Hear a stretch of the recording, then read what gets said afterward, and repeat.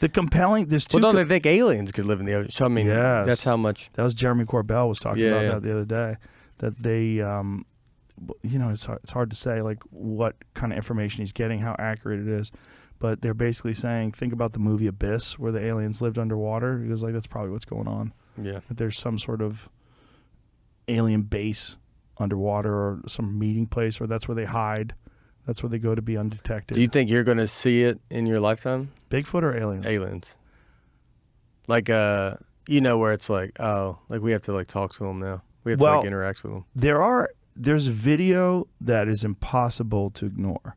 There's some things that are impossible to ignore. And then there's eyewitness testimonies of people who are rock solid, totally dependable, like fighter pilots who have seen some things. Like the best example is this guy, Commander David Fravor, who was off the coast of San Diego in 2004.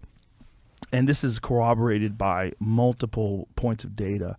They had this tracking system that tracks things above Earth's atmosphere, and they found this thing went from above 60,000 feet above sea level to 50 feet above sea level in less than a second. They have no idea how it's doing this.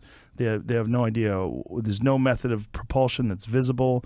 They followed this thing. They locked onto it. It blocked their radar. It blocked their tracking systems, rather.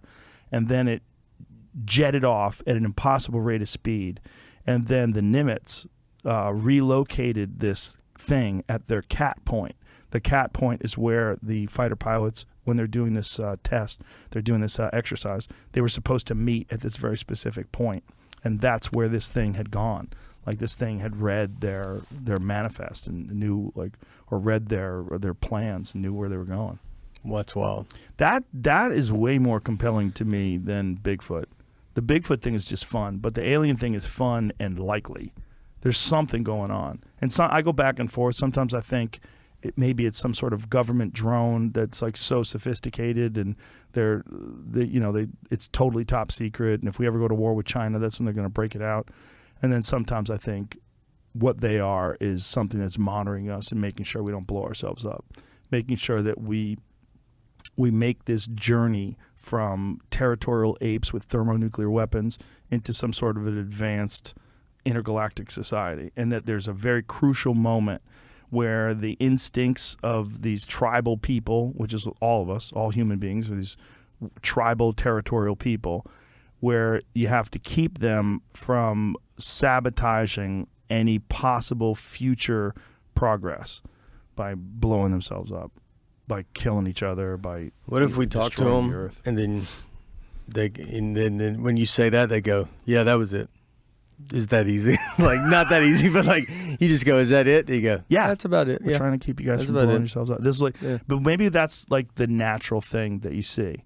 Like when civilizations advance, like there's a very precarious moment where like they have the capability of blowing themselves up, but the reason and the logic to not do it, but they also have these instincts to control resources and take over territories. They still have those instincts, but they have to bypass that. They have to figure out how to, and so that's when aliens start circling and just keeping an eye on us. Yeah. That's the primary. I mean, that's what you would hope, right? Instead of like them attacking us.